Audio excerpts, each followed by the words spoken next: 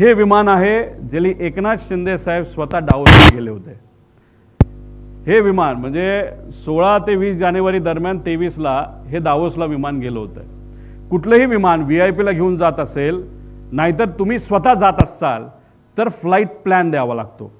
Flight plan जात असेल, समजा आपण पुण्यावरनं समजा दिल्लीला चाललोय, राजस्थानच्या एअरपोर्टला सांगावं लागतं, ETCला सगळ्याला सांगत क्लिअरन्स घेत पुढे जावं लागतं की दुसरं विमान आहे का।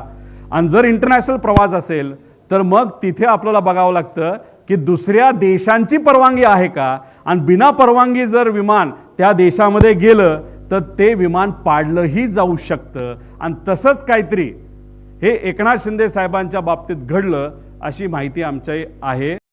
आलेलं आहे, कदाचित दुसरे फायटर जेट सुद्धा तिथं आले होते आणि त्यांनी सांगितलं होतं तुम्ही जर आत्ताच्या आत्ता नाही वळला तर तुमचं विमान आम्ही पाडू।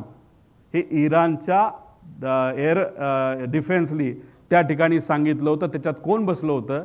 एकनाथ शिंदे साहेब बसले होते। मग इराणवरनं ते इराकच्या साईडला गेलं, इराकली सुद्धा हेच केलं।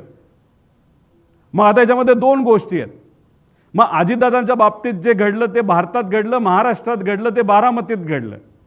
मग या बाबतीत इंटरनॅशनल ग्राउंडला VSRला हाताशी धरून, नाही तर VSR स्वतः दुर्लक्ष केल्यामुळे, नाही तर मुद्दामून एकनाथ शिंदे साहेबांच्या बाबतीत सुद्धा तोच प्रकार होणार होता का, असाही प्रश्न आम्हाला होऊ शकतो। याबद्दलची माहिती ही DGCA काय प्रसिद्ध केली आहे का? एकनाथ शिंदे साहेब या बाबतीत स्पष्टपणे सांगू शकतात, पण जी माहिती आमच्यापर्यंत आलेली आहे ती आमच्यापर्यंत आलेली आहे। परत ते विमान बहारेनला आणलं गेलं आणि बहारेनला आल्यानंतर सगळ्या परमिशन तिथे घेतल्या आणि मग झुरिकला तिथे गेलं।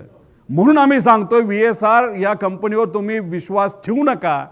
कधी काय होईल, कधी काय केलं जाईल हे कोणाला सांगता येत नाही। आणि मग एकनाथ शिंदे साहेबांच्या बाबतीत सुद्धा हे घडलं असं आम्हाला कळलंय।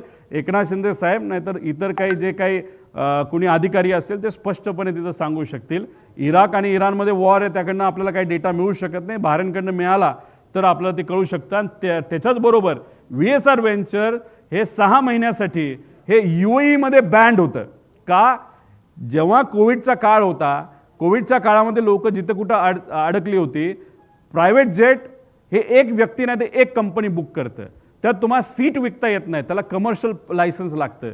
पण VSR हे पैसे कमवच्या नादामध्ये पेशंटकडनं सुद्धा भरमसाठ पैसा घेत होतं आणि त्यासाठी UAE मध्ये त्यांना 6 महिन्यासाठी बॅन केलं होतं।